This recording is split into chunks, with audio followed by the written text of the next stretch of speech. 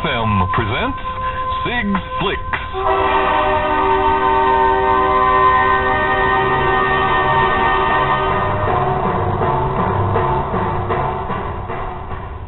And it's a very good morning to Sig Anderson. Good morning, Sig. How are you? I'm good, Bill. I'm real good. It's great to be here, and we here at Plenty Valley FM really like supporting local talent, and we have a very talented young filmmaker here today, and I'd like to introduce Adam Stolfo. How are you, Adam? Good, thanks. Sig, how are you, mate? I'm good. Good morning, Adam, and welcome to Plenty Valley FM. Thank you very much. Right, Sig, what's he famous for? Well, he's famous for being the next big thing. We have a lot of filmmakers around Melbourne, but this guy's got some amazing material around. We'll talk about that in a minute, but I think it's good that these young guys can get out there, and there's some amazing little ideas, and getting out there and maybe some big ideas and putting things through. But Adam has been going for a little while, and he's got a couple of films, as I said, but how did you get started in film? Well, I actually think it probably started with my old man, considering he actually works in the film industry. He's a production designer. Yeah, that's Otello Stolfo. Yeah. That's it, yeah. You may have seen his name on shows such as Good Guys, Bad Guys, Last Man Standing, a number of American television movies as well. Yeah. So I think being surrounded by that around you, I think it's only natural that sometimes the offspring seem to follow in the father's footsteps and go down a similar career path. And he's a big influencer. Oh, massive, yeah. Plus, like a lot of people, such as yourself, Sig, I'm a big fan of film. So, and when you got the bug, no matter how old you are, once you got the bug, it's there and doesn't go away. He's a massive influence. This is not to be confused with Missy, your latest short film. Little plug there. Yeah. But let's get back a bit. Now, how about in school? Did you have an influence there? Would you have a teacher you with, or did you catch the bug mostly from your dad? Actually, we'll get him in here next. Yeah, he should be in next week. That's right. Yeah, Dad, if you're listening, definitely take C up on that offer.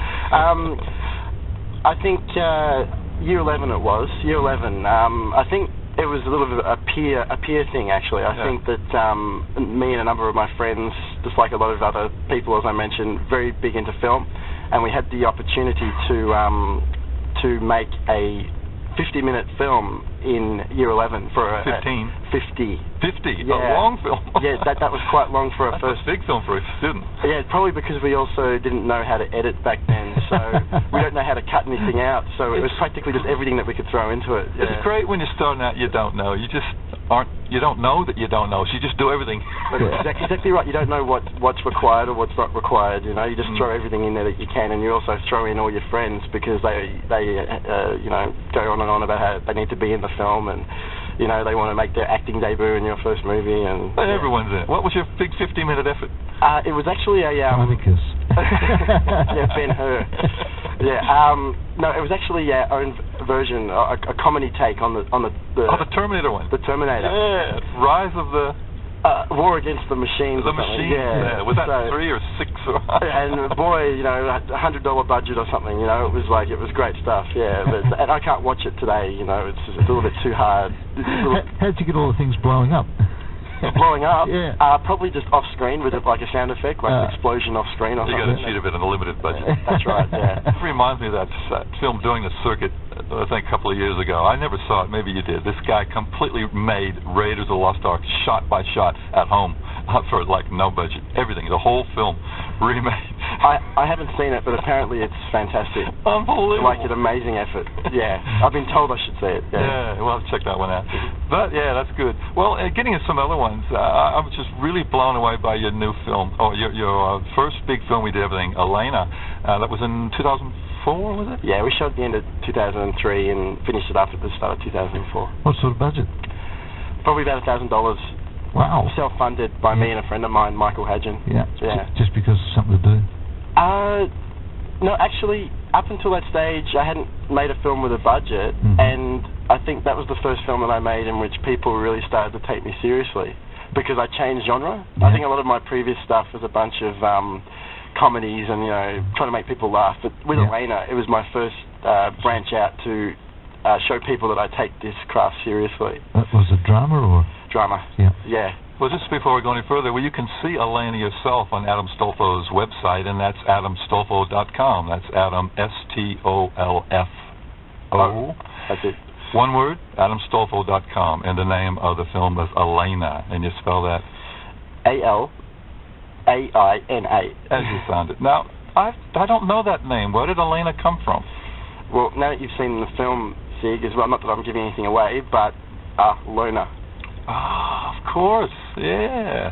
Okay. And it seemed appropriate that... You made it up then? Yeah, considering the film was her story, it just seems appropriate, I don't know, and now that you know that little bit of information... That's perfect. Yeah. Well, let's talk a little bit about this film. It's amazing. This was your first film you really took notice of. You needed everything on this. Everybody who saw the movie at the premiere and since, when they saw that, they realised that as I mentioned, that I take it more seriously than any of my previous work may have shown. Yeah. I was really knocked out by this film. It was 15 minutes, that's all. 15 minutes. And you go along, as I mentioned Adam before, you go along to the film festival and you see all these feature films, and sometimes it's that little statement of a short film which really sticks in your mind. And like the establishing shot, it reminds me of Hitchcock and Frenzy, where you just go in quick on a slow zoom, and so much information happens on that. This is a suburban... Well, you tell a story, actually. How does it start out? Okay, it starts out, as you said, it's a very suburban film. We sort of open up at this opening shot of a swimming pool in the backyard, and I think there's a barbecue going on, and a bunch of people at some sort of backyard gathering in the middle of summer. And you see the whole yard, everything's there. Yeah, it's in one big master shot, and we zoom in on a young girl, about 19, who's sitting on the edge of the pool, and she's not paying any attention to anyone else. She's not being very social, and she's sort of just standing there, paddling her feet in the water, and then... she really is alone. Yeah, very much so. And then, without warning, because no one's really paying attention to her, because she's not drawing any attention to herself, she slips beneath the water.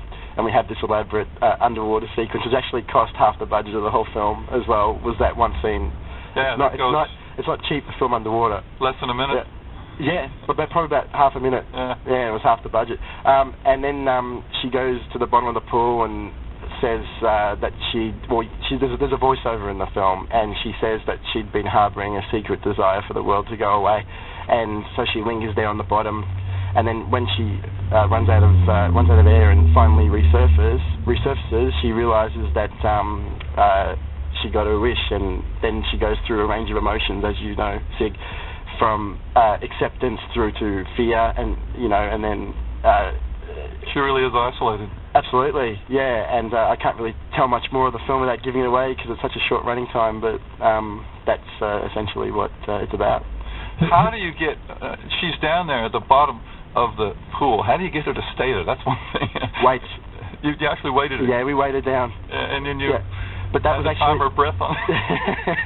Well, that was actually shot in the shallow end. You wouldn't know because of the way I frame it, but there's no danger, occupational health and safety issues there with that scene. Exactly.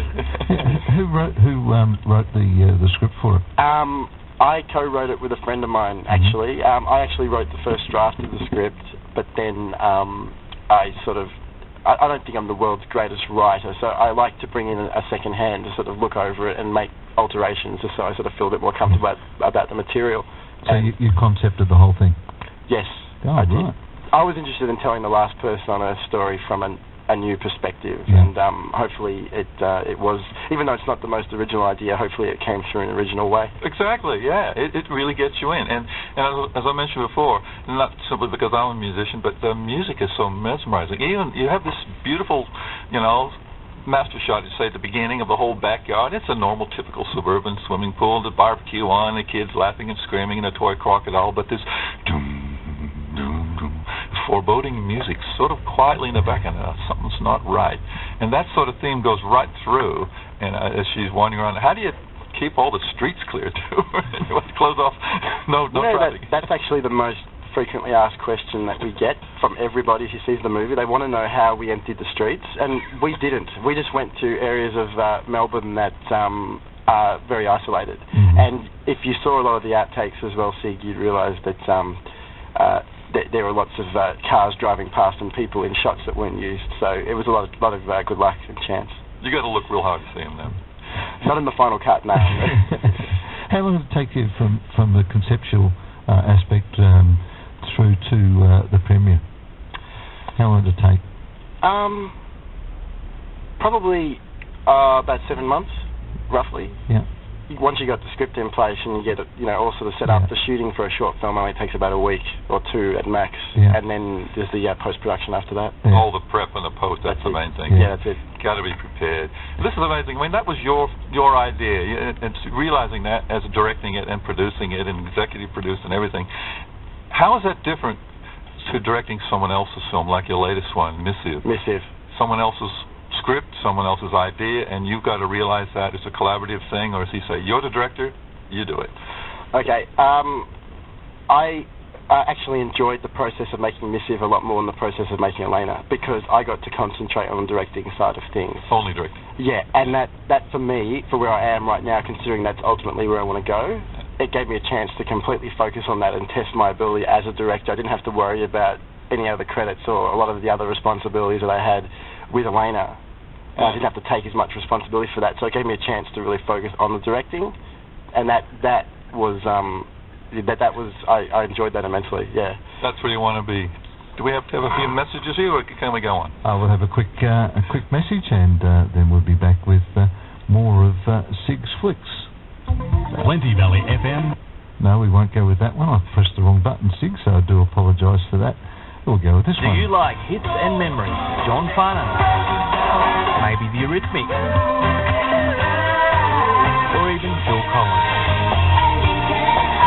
Why not follow me down memory lane as I play your favourites from the 80s and 90s. I will look at the hits and memories and give you the chance to win if you can guess the mystery singer. Gold Classics, your favourites from the 80s and 90s. Join me, Anthony Howard, every Sunday from midday on your local station, 88.6 Plenty Valley FM. Great music, great wine, great food, and much more.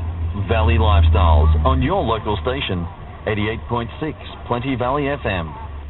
And the much more of Sig's Flicks, and we have Sig with his special guest today.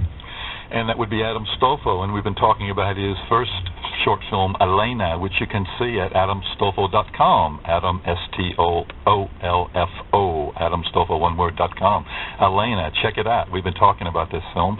But your latest film, Missive, just released this year. Yeah, just early this year. Yeah, that's correct. And what's that basically about? That's actually about that's a completely different film altogether, as you know, Sig.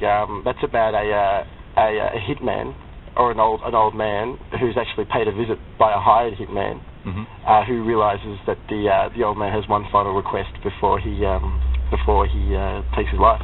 Well, that's great. We'll have to check that out. Now, what have you got next? What's planned on the boards? We got about 30 seconds. So tell us about the rest of your life. Okay, yeah, 30 seconds. That puts the pressure on nicely. Yeah. Look, there's a couple of scripts that I'm writing myself, which a lot of people don't know about because I'm just sort of doing it in my own time. But I'd love to do a feature eventually as well. I think I've done enough shorts now. I think a feature would be up next, yes. Few leads? Yeah, let's hope so. Cool. Well, that's great. Thank you very much for coming in today, Adam. Not a problem. And what was that website again, Sig? It's adamstolfo.com. Adam, S-T-O-L-F-O. And the film is? The film is Alaina, is on the website, and also his new one, Missive, we'll hopefully see around the traps and maybe on television. All right. Thank you very much, Adam.